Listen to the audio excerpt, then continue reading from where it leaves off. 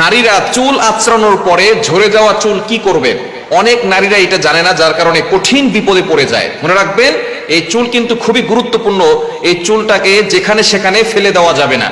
নবীজি সাল্লাল্লাহু আলাইহি সাল্লামের এই চুল মোবারক নিয়ে কিন্তু একজন ইহুদি মহিলা তাবিজ করেছিল, ব্ল্যাক ম্যাজিক করেছিল, জাদুটোনা করেছিল, কুফরি কালাম করেছিল।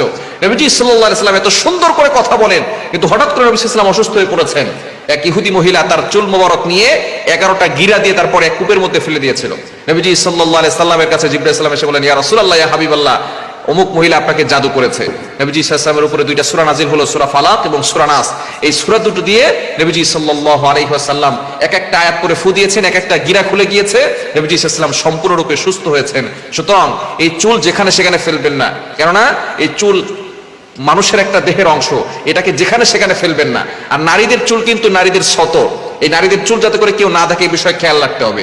যদি কোনো নারী তার চুলকে দেখিয়ে বেড়ায়, একটা চুল যদি কোনো পরপুরুষ দেখে, ওই একটা চুল একটা বিশাল বড় সাপ হয়ে তাকে আক্রমণ করবে। অন্য রায়াত আছে একটা চুল 70টা সাপ হবে। আর জাহান্নামের সাপ হচ্ছে খুব ভয়ঙ্কর সাপ। এই জাহান্নামী সাপের মাথা হবে উটের মাথার মতো, আর মোটা হবে কলা গাছের মতো। বিশাল বড় বড় এই সাপ আপনাকে আক্রমণ করবে। সুপারি গাছের মতো বিশাল লম্বা হবে এই সাপগুলো। যদি আক্রমণ করে, একটা আক্রমণ করলে, একটা আঘাত করলে 40 বছর ধরে তার ব্যথা মানুষ অনুভব করবে। সুতরাং কতটা ভয়ঙ্কর হতে পারে একটু চিন্তা করে দেখেন। নবী সাল্লাল্লাহু আলাইহি ওয়াসাল্লাম তিরমিজি শরীফের হাদিসে জানিয়ে দিয়েছেন।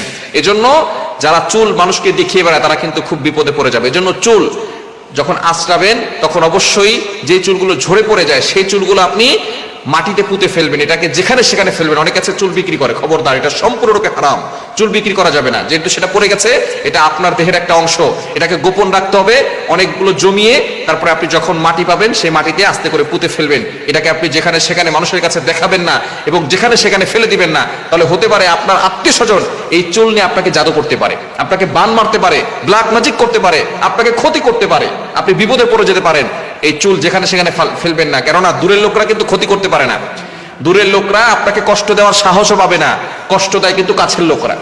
কাছের লোকরা যারা আপনার আশেপাশে আছে, আপনার কাছে বারবার আসে, আপনার সামনে সুন্দর করে কথা বলে, আপনার সামনে হাসে, আপনার প্রশংসা করে, এরাই পিছনে গিয়ে আপনার গীবত করে। সুতরাং দূরের লোকরা আপনাকে কষ্ট দেওয়ার সাহসও পাবে না, আঘাত করার সাহসও পাবে না।